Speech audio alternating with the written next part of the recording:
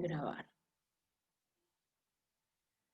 Bueno, decíamos, el libro mayor general es homogéneo, es uno de los principales, no es indispensable, no es obligatorio, cronológico, pero dentro de cada una de las cuentas, y no es necesario que esté encuadernado, es decir, no es uno de los requisitos. Y este es el diseño del libro Inventarios y Balance, que dijimos que va a tener dos fotos, la del inicio de la sociedad y la del cierre. Es decir, el diseño es partidas que componen los estados contables, los saldos de las cuentas analíticas, los saldos deudores y los saldos acreedores. Bien, ahora hablamos de momentos de la registración, hablamos de qué registrar, dónde registrar, cómo registrar, y el último interrogante era ¿cuándo registramos?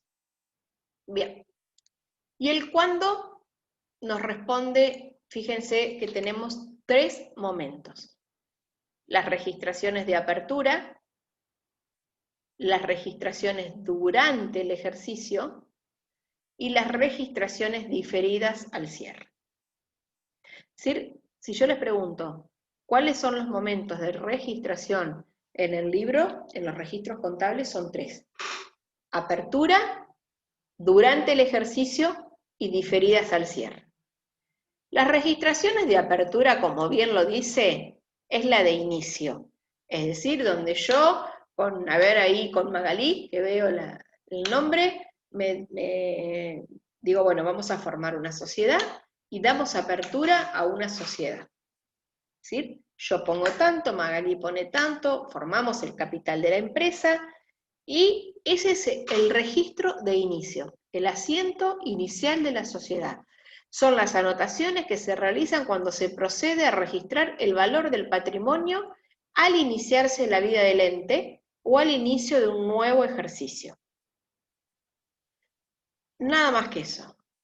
Después seguimos, fíjense, con registraciones durante el ejercicio que pueden ser inmediatas o diferidas. Es decir, tenemos dos formas dentro de esta segunda opción.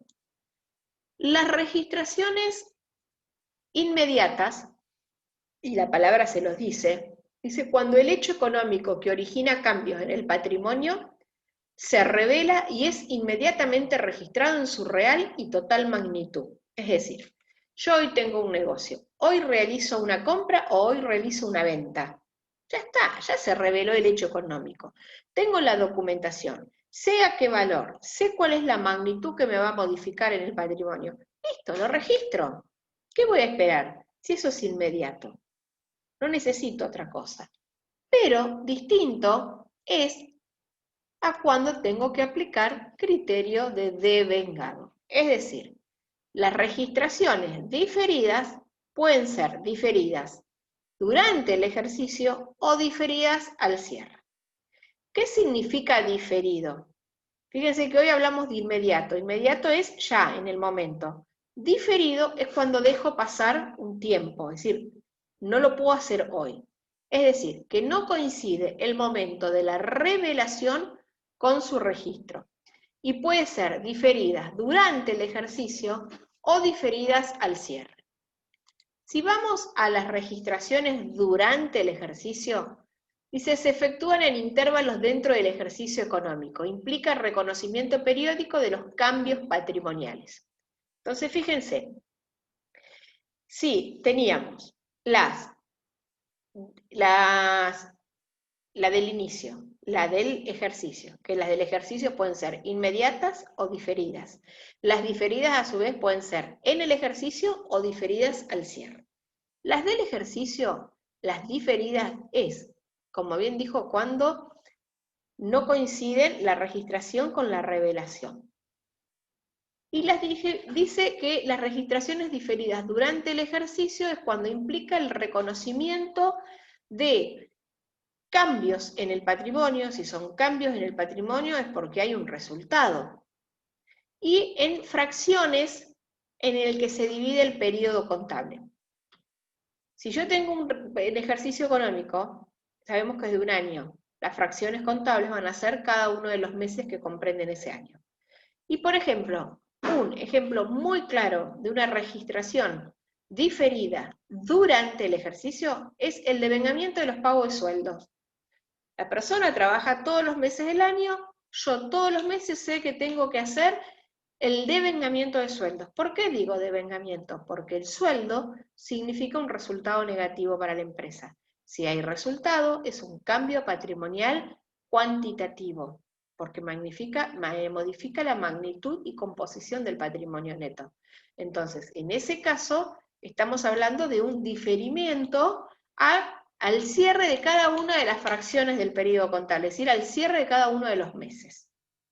Así como les hablamos de un devengamiento de sueldo, puede ser de un devengamiento de intereses, puede ser de un devengamiento de un pago de alquiler, etc. A esto hablamos después de las diferidas al cierre del ejercicio, es decir, estas eran diferidas en periodos cortos dentro del ejercicio. Las diferidas al cierre es que las vamos a hacer únicamente al cierre del ejercicio. ¿Y qué dice? El cierre del ejercicio contable origina la necesidad de reconocer variaciones patrimoniales acontecidas durante el mismo y aún no registradas. Por ejemplo, la pérdida de valor de los bienes de uso por diferentes factores. Uno de los ejemplos claros de una operación diferida al cierre son la depreciación de los bienes de uso. ¿Qué significa esto? Es que los bienes, por el solo hecho de tenerlos, presentan desgastes. Es decir, si yo tengo un auto el 1 de enero, ese auto no va a ser el mismo el 31 de diciembre. A lo mejor decir, sí, pero lo cuidé, está nuevo. No es el mismo. Lo anduviste durante un año, el aceite se usó, las correas se usaron, o sea, el auto tuvo un desgaste. Y ese desgaste, la contabilidad necesita reconocerlo siempre, porque es propio, porque tengo que registrar que el bien que tengo se va devaluando, o sea, devaluando en el hecho de que va disminuyendo de valor, se va gastando. Y esas registraciones siempre el ente los hace una sola vez al cierre del ejercicio. Por eso dice, al cierre del ejercicio contable origina la necesidad de reconocer variaciones patrimoniales, si hay variaciones de resultado, porque está modificando el patrimonio, esta depreciación, es un resultado negativo porque me está bajando el valor de los bienes de uso, y que aún no se registraron, es decir, son variaciones que se producen y que sí o sí las hacemos al cierre del ejercicio. Como también puede surgir de aquellas cosas que se realicen como consecuencias de controles al cierre. Ay, me agarró el sueño, chicos. Bien, fíjense, otros momentos de registración, de diferidos al cierre. Detección de errores u omisiones, es decir, yo al cierre del ejercicio hago un control y me doy cuenta que en algo me equivoqué, entonces lo arreglo. Correcciones de evaluaciones de activo y de pasivo, las deliberadamente diferidas al cierre, los registros necesarios de cierre como refundición de cuentas o de cuentas de cierre o de resultados. ¿Te acuerdan que cuando hablamos de clasificación de cuentas dijimos que al cierre las cuentas patrimoniales debían cerrarse para luego abrirse nuevamente en el ejercicio siguiente? Bueno, este es el registro formal de cierre, que sí o sí se hace al cierre del ejercicio, es decir, como diferida al cierre, mientras que también habíamos hablado que las cuentas de resultados que tienen un saldo acumulable, también se las considera como aquellas de saldo acumulable, se hace una refundición, un asiento de cierre o refundición de saldos al cierre. ¿Por qué? Porque se cierra en este ejercicio y ese saldo no se pasa al siguiente, a diferencia de las patrimoniales que sí. Bien, entonces dijimos un poco el ejemplo de todo lo que es registraciones en el inicio, durante el ejercicio, y que esas durantes pueden ser del ejercicio o diferidas al cierre, que ahí ya explicamos entonces la tercera, que era de las diferidas. Bien, esto lo vamos a pasar por arriba y esto lo leen después un poco ustedes, porque es una copia de los principales artículos de los libros de comercio y del registro código civil, y donde marca las cuestiones fundamentales en lo que hace, por ejemplo, a la registración, el modo de llevar la contabilidad, en qué artículo está, qué dice de la contabilidad, cómo tienen que ser llevadas, qué son los asientos, cuáles son los registros indispensables, la autorización de los libros contables, cómo hay que hacerla. ¿Ve? Son todos copia del articulado del registro código de comercio y del civil. Bueno, a ver, con esto estamos terminando. Déjenme que cierro acá en función de compartir. Todo lo que es la registración, y nos tocaría ahora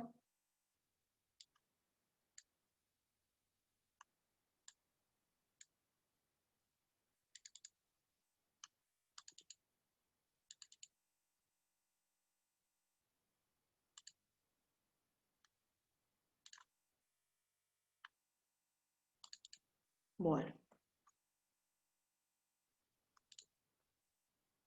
A ver, prendan un poquito y díganme qué duda les quedó de acá, si quieren rever el tema en alguna otra cosa antes de empezar con el próximo Power. O si quieren cortar acá y seguimos con tema nuevo la clase que viene, como ustedes quieran. Díganme.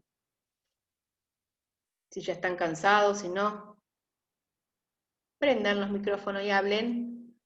Qué feo estar hablando sola. Yo no me quedó ninguna duda. Bien, a ver. Yo dudas tampoco por ahora del tema. Bien. No, yo tampoco. Bien. ¿Le damos un ratito más y empezamos con otro tema? ¿Sí? ¿Un poquito? Así Bueno, no nos vamos atrasando. Dale, dale.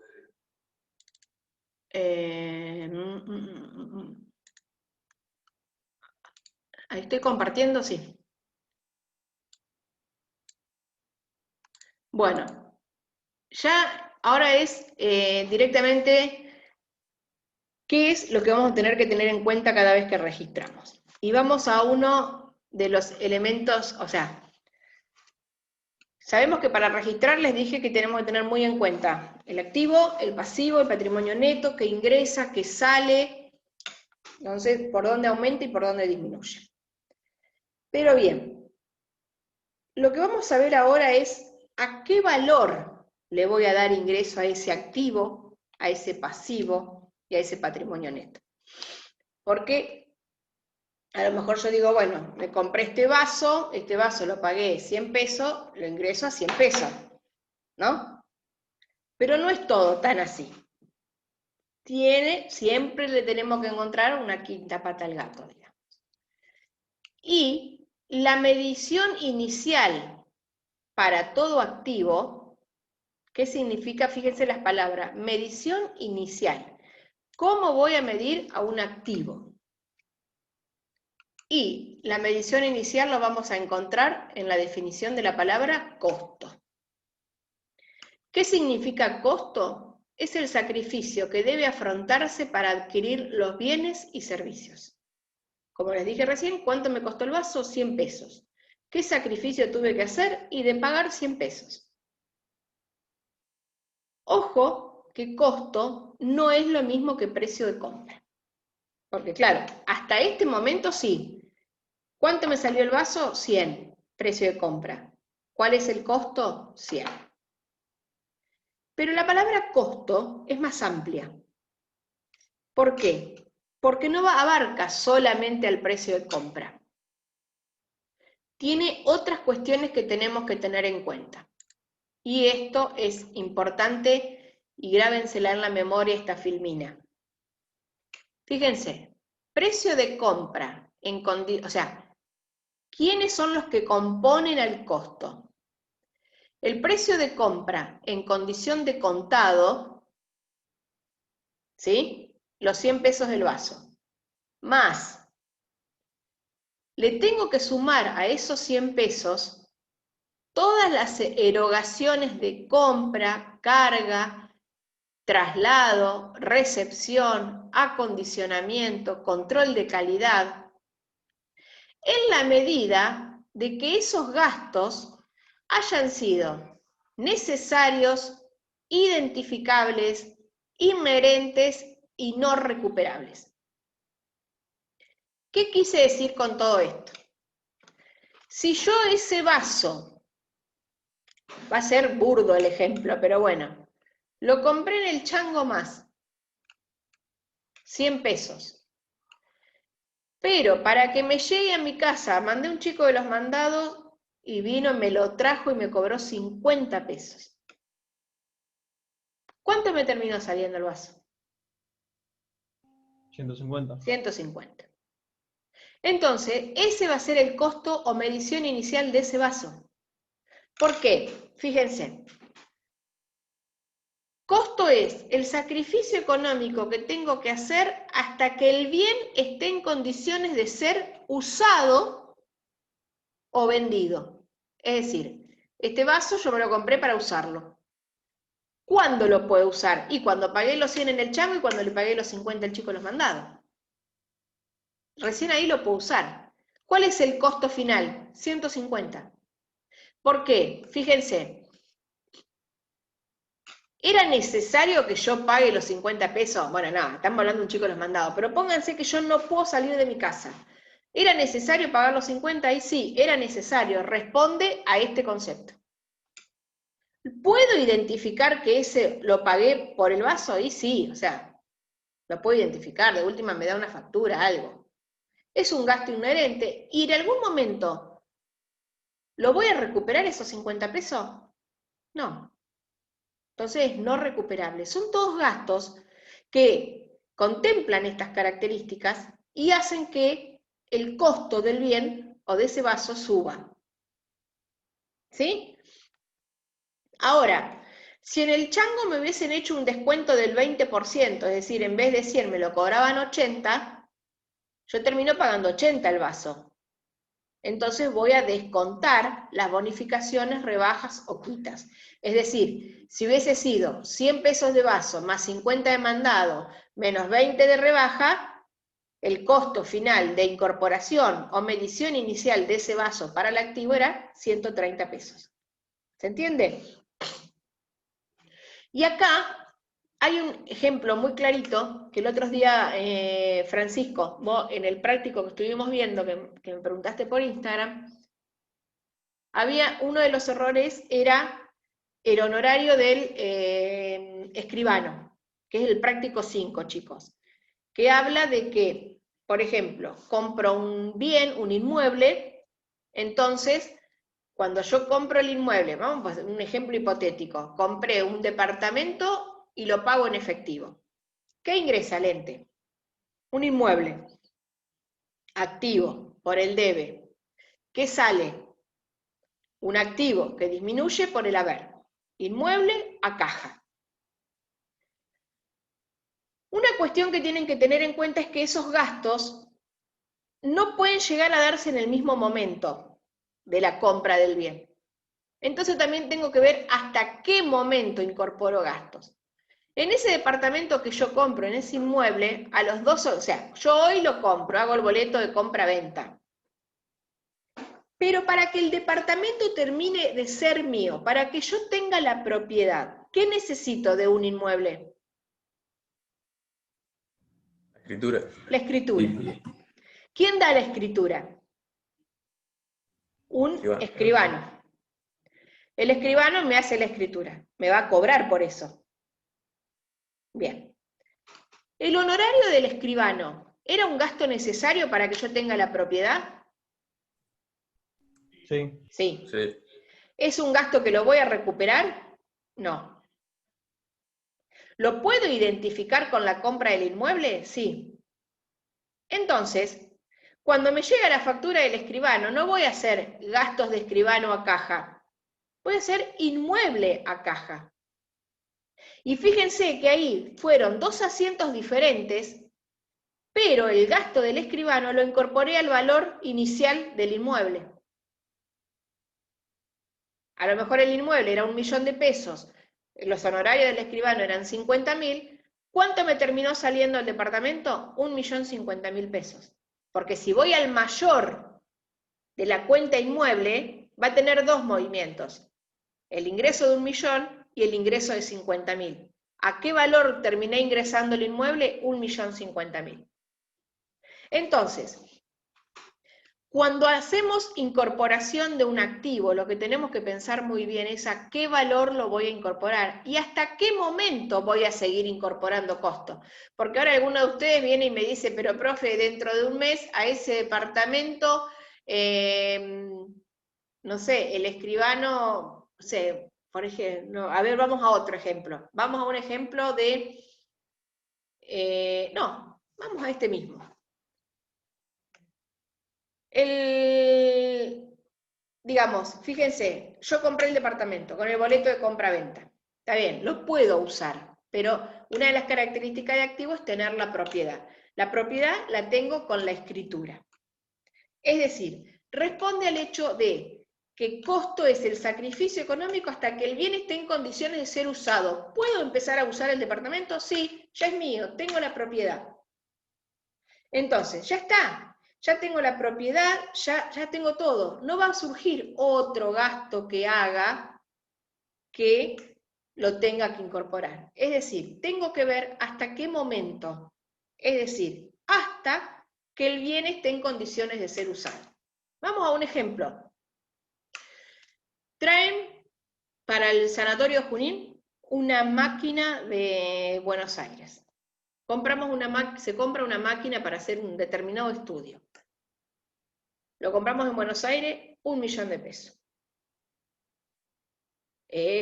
No lo puedo traer así nomás, se contrata un transportista que especialmente lo trae de Buenos Aires a Junín. ¿Ese gasto que yo tengo del transportista es un gasto necesario? Sí. Sí, porque si yo no lo pago y no me lo trae, la máquina no me llega nunca. ¿Voy a recuperar el gasto ese en algún momento? No. No. ¿Lo puedo identificar que ese gasto lo hice porque tenía que traer la máquina? Sí. Entonces, fíjense, les doy otro ejemplo más. Como es una máquina muy cara, le hago un seguro de transporte, por si le pasa algo en el trayecto de Buenos Aires a Junín. El gasto de ese seguro, ¿lo puedo identificar con la máquina? Sí. Es un gasto necesario, porque a esa máquina en el trayecto de Buenos Aires acá le pasa algo, pierde 1 millón de pesos. Entonces, es un gasto necesario. Entonces, fíjense, llega la máquina Junín. No la puede bajar un solo hombre. Tengo que contratar a 10 hombres para que con otras máquinas vengan y me lo bajen porque es imposible bajarlo. ¿Se cortó? No, algo pasó. Bueno. Lo que yo le tengo que pagar a esos hombres, ¿es un gasto necesario? Sí, porque si no queda arriba el camión. Bueno, llega todo, listo. Me ponen la máquina en donde yo quiero. Entonces fíjense que hasta ese momento tengo el 1 millón de pesos que me salió la máquina, el gasto de traslado, el seguro y lo que me cobraron los hombres para bajarlo. Entonces fíjense, ya tengo 4 valores que van a formar parte del costo. Les hago una pregunta. ¿La máquina está en condiciones de ser usada ahora que ya está ahí puesta? Sí. Sí. Hasta ese momento sí, siempre y cuando el personal esté capacitado para usarla.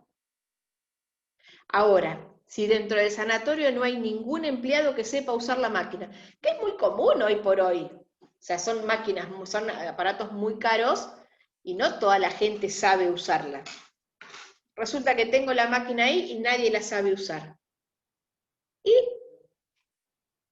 qué tengo que hacer? Contratar a alguien que capacite al personal.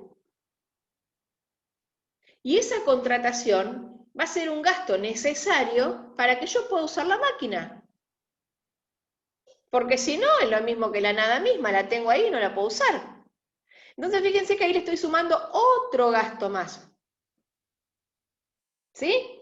Entonces, recién ahí, cuando el personal aprende a usar la máquina y hago el primer estudio, y bueno, ahora sí, hasta ahí termino incorporación al costo. Entonces, fíjense, ¿hasta qué momento incorporo valor al costo? Y en este caso, hasta que pude usarla. Pero vos fíjate que Franco acá me decía, y la puedo usar cuando ya está dentro del donde yo quiero. Y pero después me encontré con que los empleados no sabían usarla. Y ahí tuve que incorporar un costo más. Entonces, al fin y al cabo, en vez de salirme 1 millón, me terminó saliendo 1,5 millones. Entonces, quiere decir que cuando yo registre la compra de la máquina, voy a hacer máquina a caja. Cuando pague el flete del que me lo trajo, no voy a hacer flete a caja, voy a hacer máquina a caja. Cuando pague el seguro, no voy a hacer seguro, voy a hacer máquina a caja.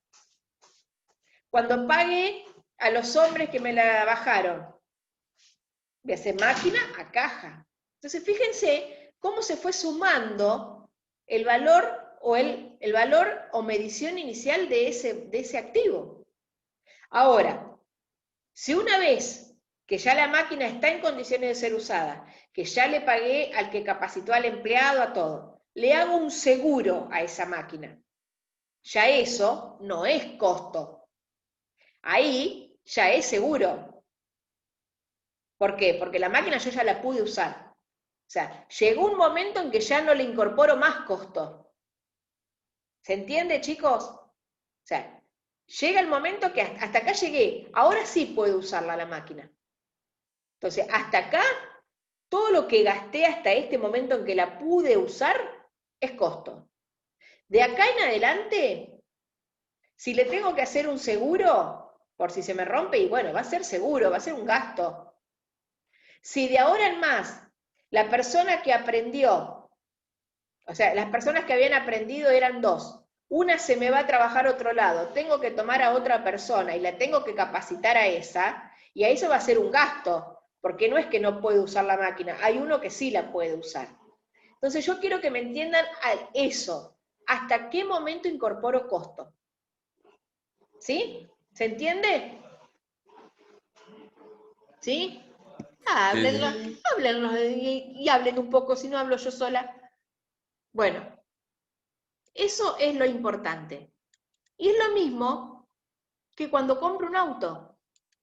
Cuando compro un auto, ustedes saben que, bueno, ahora no tanto, pero antes la gente compraba los autos y no hacía las transferencias. Entonces, fíjense, si yo compro el auto, firmo un boleto de compra-venta, el auto no es mío. Tengo un boleto nomás. Lo que me da la propiedad del auto es el título. Entonces, para poder tener el título del auto, lo que tengo que hacer es la transferencia. Entonces, si yo compro hoy un auto de 1 millón de pesos, y bueno, lo compraste, ¿está tu nombre? Y no, no está mi nombre. ¿Es un activo? Y no, no es un activo.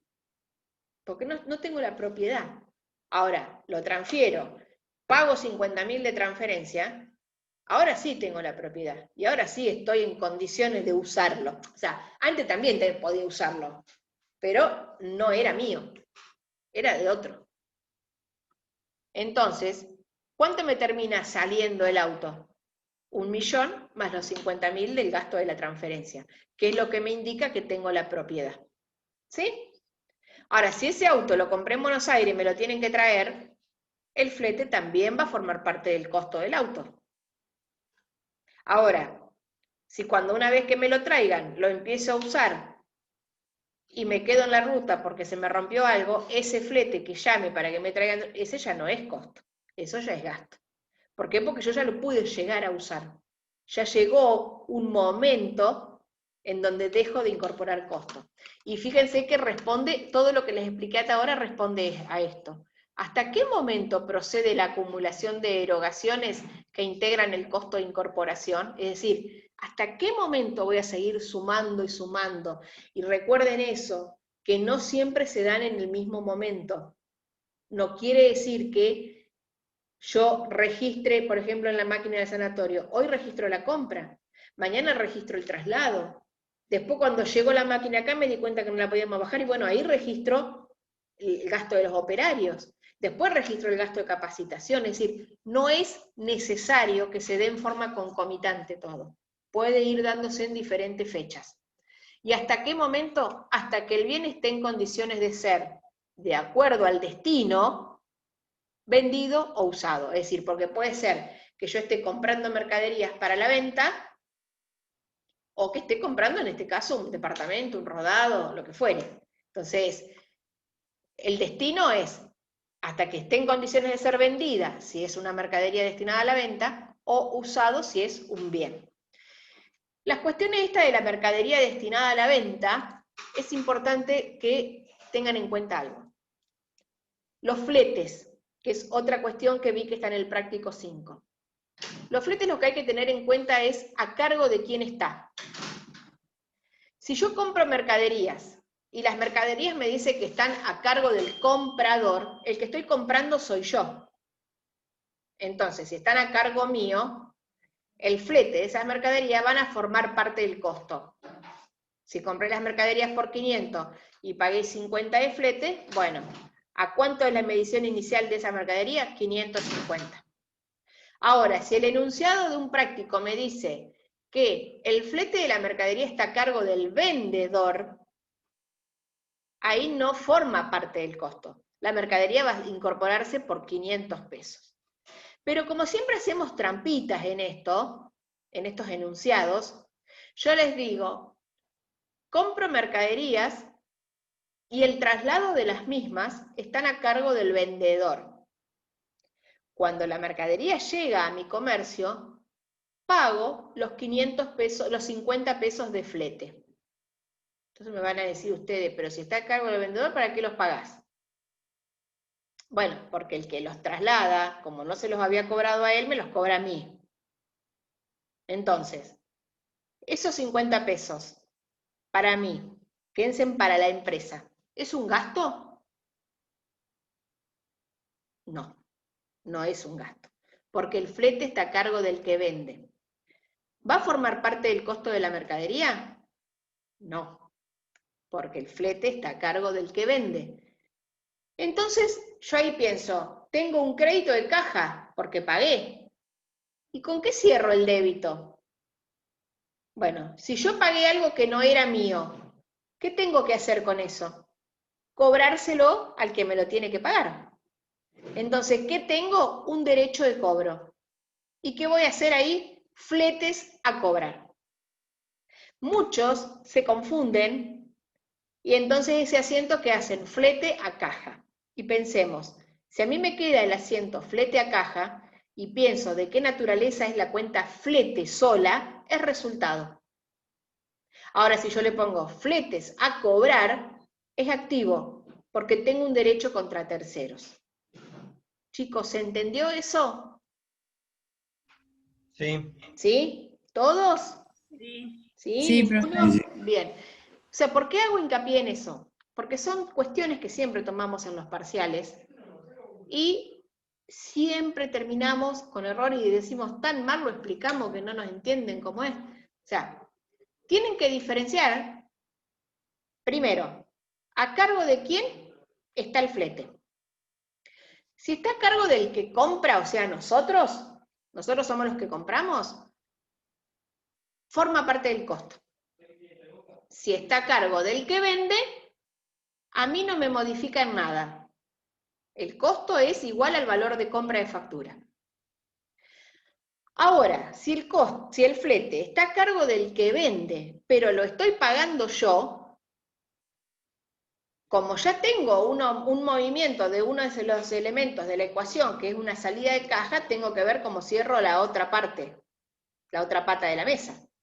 Y ahí lo que tengo es un derecho de cobro. Porque yo hoy estoy pagando, pero después le voy a decir, che, me debé, pagame lo que pagué tuyo. Bueno, ahí voy a registrar fletes a cobrar o deudores varios. Cualquiera de las dos cuentas me identifica un derecho de cobro. Entonces, fíjense cómo entre diferencias de dos palabras cambia sustancialmente un asiento. Porque si yo hago fletes a caja, le estoy imputando a la empresa un resultado negativo que no le corresponde. porque fletes es un resultado negativo.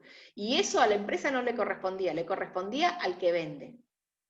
En cambio, si hago fletes a cobrar, estoy imputando un derecho de cobro, un activo.